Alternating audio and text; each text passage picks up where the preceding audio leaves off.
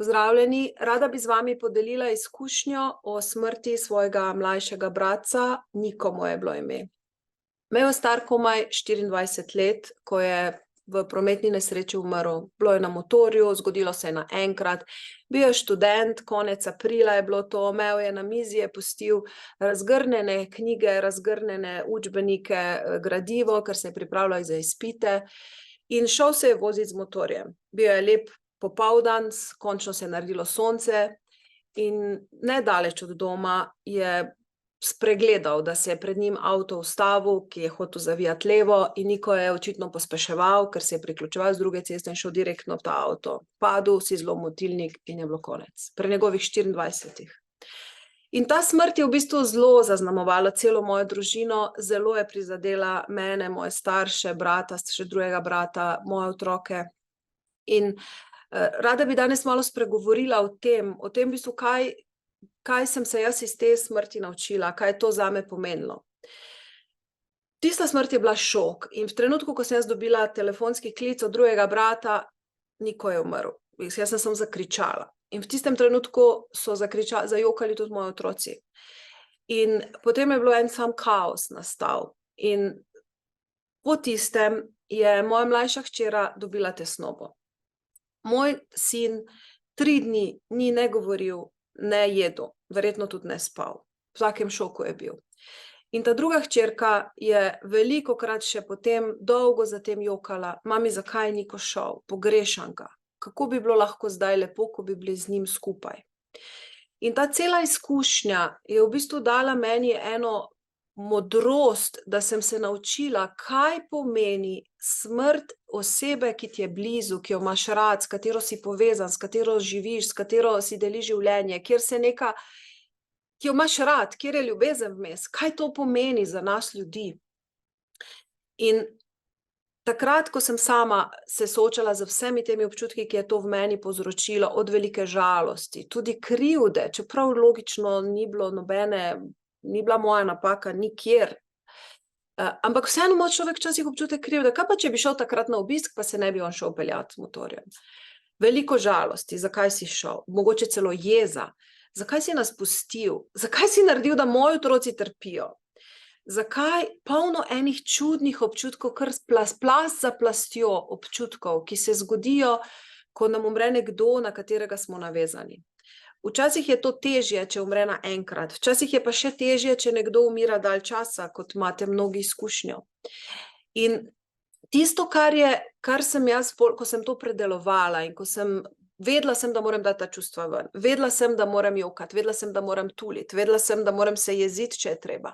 Uporabila sem tudi tehniko tapkanja, da sem res ta čustva dala iz sebe ven, in tudi ena prijateljica mi je pomagala, da sem se res na čustvenem nivoju poslovila, da sem mu na nek način dovolila, da odide. In da sem prišla do stanja, v katerem se lahko ljubeče povežem z njim, v stanju napol meditativnem, ko se začutim ljubezen, se povežem in nekako na tem duhovnem nivoju jaz čutim, da Nikota nisem izgubila. Da če si res vzamem čas za to, da se lahko na tem res duhovnem nivoju povežem z njim. Fizično je seveda on odšel, fizično ga ni več. Ampak ta transformacija, da sem dala žalost ven, da ni ostala v meni, je bila tako pomembna, zato da sem jaz lahko živela naprej in da sem lahko tudi otrokom pomagala in družini. Zato, da smo lahko živeli naprej, da nismo ostali v krču bolečine, v krču strahu, v krču žalosti. In tekom terapevtskega dela sem potem zelo veliko ljudem v bistvu pomagala predelati čustva, ki so nastala v njih ob izgubi ljubljene osebe. In če je bila ta vez močna med osebo, ki smo jo izgubili, in med nami, takrat res nastanejo tudi močna negativna čustva. In samo ena taka situacija, en tak velik čustven stres, ki nastane v nas ob taki izgubi, lahko povzroči anksioznost, lahko povzroči depresijo, lahko povzroči tesnobo, lahko povzroči panične napade. Zelo veliko strank je tekom let prihajalo k meni, ki so imeli panične napade in ko sem jaz z njimi res na globokem čustvenem nivoju, s pomočjo pač mojega protokola, ki sem ga razvila, in s pomočjo teh tehnik, ko smo res to predelali, takrat so panični napadi lahko izginili. Takrat je lahko izginila tesnoba. Takrat se je anksioznost začela bistveno izboljševati. Običajno sicer, ko imamo neko tako diagnozo, anksioznost, tesnoba, tudi izgorelost, ne gre samo za en dogodek, je velikokrat veliko tega, ampak smrt osebe, ki smo jo imeli radi, pa izjemno močno prispeva k temu, da nastanejo to težke stvari. In seveda vsak od nas ima potem dve možnosti.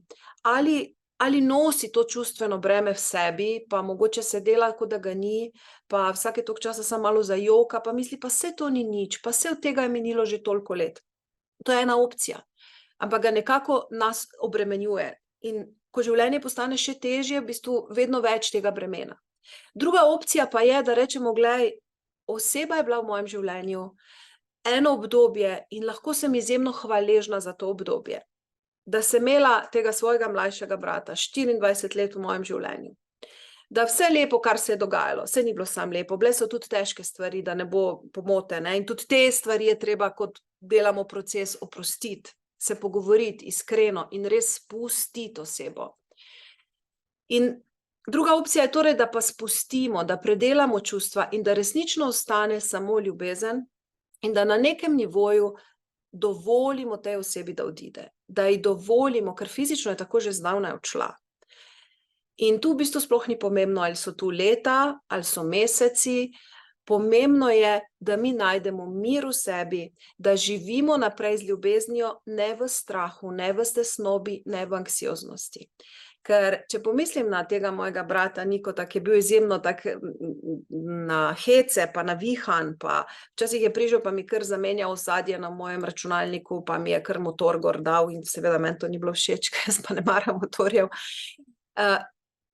In če se mi lahko spustimo v sožalost, spustimo in ostane samo ljubezen, ostane samo povezanost, ostane hvaležnost za tisto obdobje, ko smo imeli v bistvu dar, da smo s to osebo skupaj preživljali. Druga opcija pa je, da nosimo to breme v sebi, da se pretvarjamo, da ga ni, in to breme, če smo bili res močno čustveno s to osebo navezani, bo začelo kazati posledice na vašem spanju, na vašem zdravju, na vaši dobrem počutju, jemalo vam bo življenjsko moč, bolj utrujeni boste, tako da resnično vam polagam danes na srce, posebej, kaj je tu praznik, ker se spominjamo teh oseb.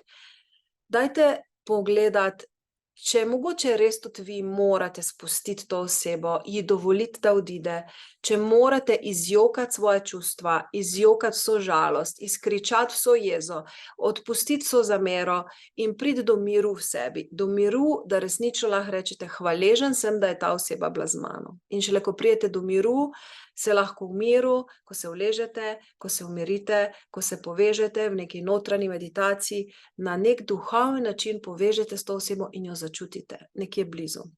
In jaz mislim, da bi ti naši ljubljeni, ki so bili del poti z nami, da bi v bistvu to želeli od nas. Želeli, da živimo naprej v veselju in hvaležnosti, ne pa v tesnobi, anksioznosti, pod stresom in izgoreli. Tako da moja izkušnja z Nikotom je bila morda ravno zato, da sem potem tekom teh 10 let ogromno ljudem pomagala. V bistvu najmanj vsak drugi je imel podobno čustveno težo zaradi smrti. In sem v bistvu hvaležna za to izkušnjo, ki jo lahko zdaj delim z ljudmi. Hvaležna sem še vedno za ta njegov nasmeh, ki ga čutim, to njegovo igrivost mladostno, to njegovo močno življenjsko silo, ki je bila takrat res na višku. Hvaležna sem za vse to, da je bil del mojega življenja, hvaležna sem tudi za to izkušnjo, ki je bila, in vem, da na nekem duhovnem nivoju, da ga nisem izgubila. Da je Niko še vedno nekje čisto blizu mene in če si vzamem čas, se lahko povežem z njim.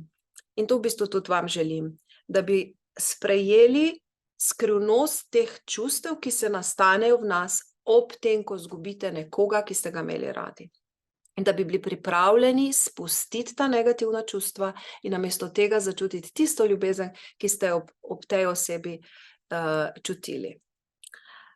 Tako da vsaka anksioznost, depresija, tesnoba in tudi izgorelost je posledica nekega čustvenega stresa in velikokrat je to ravno smrt nekoga, ki smo ga imeli res radi.